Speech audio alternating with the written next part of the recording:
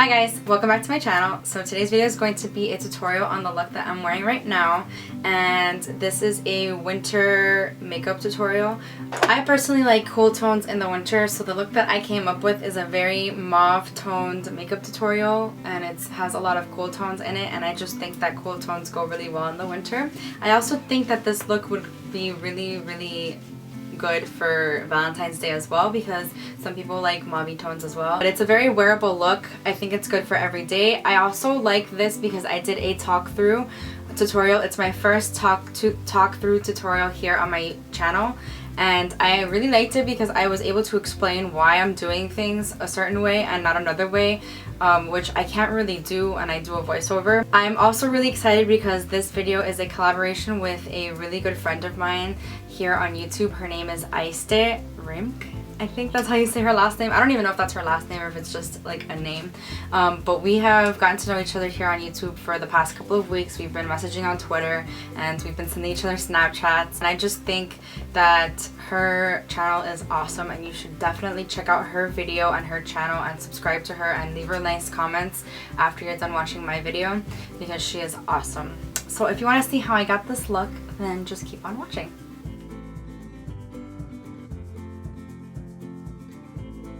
Okay, starting off with my normal skincare routine, I am taking the Clarins Multi-Active Day Moisturizer. I really like this moisturizer because it is thick, but it's not too heavy, and I feel like it just really hydrates my face. If you have dry skin, I really highly recommend this. Next, moving on to the eye moisturizer, I am taking the Clinique All About the Eyes Rich Moisturizer. This is the rich version of it. It just gives that extra hydration that you wouldn't get from the normal one. If you have dry under eye area, highly recommend this as well. I keep forgetting that I'm gonna try doing my eye moisturizer first, just because I feel like my a regular face moisturizer is like covers my eye area anyway, so it's like, what's the point of putting eye moisturizer on? So I think I'm going to try doing that. So you want to tap the moisturizer under your eye. You don't want to rub it in, because that's how you get wrinkles. My mom has told me that since I was a little girl. I like still remember her telling me that. Of course, I have moisturizer in my hair. Why wouldn't I? Moving on to eyes. I always like to do my eyes first, always, even if it's a simple eye, because I just feel like I get fallout anyway, and it's gonna get messed up. My foundation's gonna get messed up if I do it first. So I'm gonna take the Soft Ochre Paint Pot. This is by MAC. As everyone knows, this is just a fleshy color paint pot, and it's just gonna give us a nice blank canvas for our eyes. And I'm taking a brush with this because I used to do it with my bare fingers, but that was a really bad idea because now I have nails and it's like, really? What are you doing? This is going to help our eyeshadows stick and last all day and give us a nice blank canvas, like I said already. And to apply this, I'm using a MAC 252 brush. You want to set that so you don't get any creasing in your lids. So I'm taking, the palette I'm using today, first of all, is the Lorac Pro Original. So I'm going to take this cream color right here, and I'm going to set my, the paint pot. So to start the eye look, I am taking the color Mauve, which is right here. And it's a mauve color, duh. And I'm going to take a fluffy tapered blending brush. This is the Sigma E40 brush, and I really like this brush for transition colors. However, since this is a very simple look, this is one of the only colors we're going to be using in the crease. So I dab it and I just tap out the excess, starting in the outer corner because that's where you want the darkest pigmentation, and then going in sort of circular motions all the way up to the crease and a little bit further the crease, because since this is one of the only crease colors we are doing, it doesn't matter that it goes too far up because you're going to blend it out anyway. And I'm taking this from inner corner to outer corner. The least pigmentation you want in this part. I put some pigmentation there, but just not too much because I don't know, if you have small eyes, that's gonna make you look a lot smaller, like your eyes look a lot smaller, so you want to be careful with that. If you have small eyes, I would probably stop around here where I'm stopping, but since I have big eyes, I just take it all the way inner corner to outer corner. Now I'm taking a MAC 217 brush, and a clean one obviously, and I'm taking the color Pewter, which looks very similar to Mauve. It's just a tad bit darker and it has sparkle. So I'm just taking a little bit of this, tapping it out as well, and this is going in the very outer corner and a bit in the crease, just a little bit. And of course, making sure that's really well blended out. This is just gonna add some definition to our crease and just make the outer corner pop a little bit more, so it's not just that mauve color in the crease, you know? You know what I mean? You know what I mean? Greatly. Now I'm taking that same Sigma E40 blending brush and I'm just gonna blend everything together. I do this like after every step, just in case, because I don't want any harsh lines at all, and there are some harsh lines in this. Now I'm taking the MAC 213 brush, and this is just like a normal lid brush, I guess. And I'm taking the color Champagne here, and it's obviously a champagne color. It has sparkle. It's like a light pink champagne color, and this is going all over the lid, and just blending that out, making sure not to get it in the crease. And this is just gonna open up, this is gonna make our eyes look just a little bit more open, so it's not just all dark colors. Now I'm gonna take the same MAC 217 brush and a little bit more of pewter, because I did get some champagne in the outer corner and I just want to blend them together.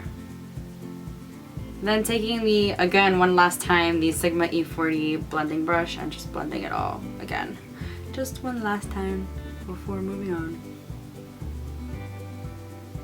Now I'm gonna do some liner, and I'm not gonna wing it or anything because, like I said, this is a simple look. You could totally skip the liner if you don't want any liner at all, but I personally always have to have my liner, and it's just gonna be a very thin line and no wing, nothing too extravagant or anything. So I'm taking the Urban Decay 24/7 liquid liner. Moving on to my face, I'm going to take the Nivea Post Shape Balm. Well, I have the sensitive version, by the way, because my skin is so sensitive and I'm afraid to put anything else that's not sensitive on my skin. So basically, you're supposed to rub it in your skin until it gets tacky, like I've said. And then your foundation just like sticks to it. Because I have huge pores, I'm going to take the Too Faced Primed and Poreless primer. This is very comparable to the Professional by Benefit, and it's like almost the same exact like formula and everything. I'm just going to take that on the tip of my fingers, and I'm going to apply this on areas where I have big pores. That would be my cheeks, my nose, and the center of my forehead, and my chin. For foundation, I'm going to use the Too Faced Born This Way foundation. I've been loving this so much. It's like one of my most favorite foundations I've ever used in my whole life, and that's like saying a lot because I've used a lot of foundations before. So I'm in the color Porcelain for now. I haven't self-tanned in a couple of weeks. I'm just going to squeeze a couple of pumps out of this and then dot it on my face. I find that this way helps me get more coverage and get more out of the product than putting it on a brush and then putting it on my face. Now I'm going to take a damp Real Technique sponge comparable to the Beauty Blender. I have a video on this coming up, the comparison between the two. I've been loving this, and I'm just going to press this in so the foundation doesn't get buffed out. And here's why I love this sponge so much. A brush might leave you streaky, and it might leave some areas with fuller coverage and some areas with not so full coverage. This spreads the product out and it gets rid of excess product so you don't look cakey. And it also gives you a very nice coverage. I am a huge fan of full coverage but lightweight feeling, and that's exactly what the foundation itself does, even regardless of whether I use a brush or a sponge or whatever. But the sponge seriously helps a lot. It helps with the finish of it as well. It gives you a more dewy finish. So if you don't like dewy, I don't recommend you using a sponge. For concealer, I am using my go-to, which is the MAC Pro Longwear Concealer. And this is in NW15. You always want a concealer that's slightly lighter than your foundation so that it actually highlights you. Unless you're trying to cover up dark spots or pimples or discoloration. In that case, you want a corrector that's in the appropriate color for you. Could be a salmon based or a green based concealer, depending on what you're looking for. But for my purposes, I'm looking for highlighting, so I'm just taking this in a V shape under my eyes and on the bridge of my nose and above my lips and on my chin. I just feel like this concealer isn't light enough sometimes, but I love the texture of it because it's very, very lightweight, but it gives great coverage, which is exactly what I love in a concealer as well. So I'm blending this again with the Real Technique sponge, and it's still damp. And it's the same one I used for my foundation, honestly. To set my concealer, I'm taking the Too Faced Cocoa Contour Palette, and I'm taking, oops, the brush fell. Not that I used that anyway. I'm taking the powder shade. Let me tell you, I'll go more into detail about this in another video, but I have been loving this powder shade so much. So I'm taking a different Real Techniques sponge, and it's dry, it's not wet, and I'm taking a lot of this, to be honest. It helps with creasing so much. It brightens up. I love this powder, like I can't even tell you. So to set the rest of my face, I'm using the MAC Mineralized Skin Finish, and this is in the shade Medium. I'm taking a Real Techniques buffing brush, and I'm just going to set the rest of my face. I like to tap it in. I don't like to spread it in, because then you get again a lot of like, your foundation will move, it'll shift, it'll come off, and that's not what you want. You want to set it, you don't want it to come off. Going back to the Too Faced Cocoa Contour Palette, I'm taking the darkest shade, and I'm going to bronze up my skin a little bit. I'm using the Real Techniques blush brush, and I just feel like this is the best, it gives the best coverage for bronze. So I'm swirling it around the product, and then I'm tapping out the excess, and I'm grabbing the handle like over here so that I don't get like this crazy dark contour, not contour, bronzed line. So I'm just like lightly dusting it along my cheek just to bronze up my skin a little bit. I'm also taking this along my forehead just to give my forehead just a little bit more color. Now for contour, I'm going to take the other shade, and this is Medium Cocoa, and this is a like more ashy, cool toned contour color, and that's why it's perfect for contour. For bronzer, you want a warm tone shade. For contour, you want a cool tone shade, so that's why we're doing that. And I'm taking the MAC, I think this is a 169, but the numbers have come off the handle. I think this is a 169. It's a contour brush, and I'm just taking the edge of it like this, like so, tapping it or swirling it in the product, tapping out the excess. And there's a lot that came out there. I don't know if the camera got that, but I'm taking it from my hairline all the way down. You want to start the darkest part on the edge of your face, so you don't have like a dark line and then like it go up that way. And then when I'm done putting on the product, I'm going to take the rest of the brush and just blend it out. And I'm going to take it over here so that it's not like, okay, a huge bronze part and then a white part and then bronzed on the forehead, you know what I mean? You want to make sure you really blend it into your hairline as well, and so it's not just like blotchy all over the place. And then I'm taking this a little bit on my forehead. Notice I haven't even dipped it back in the powder again.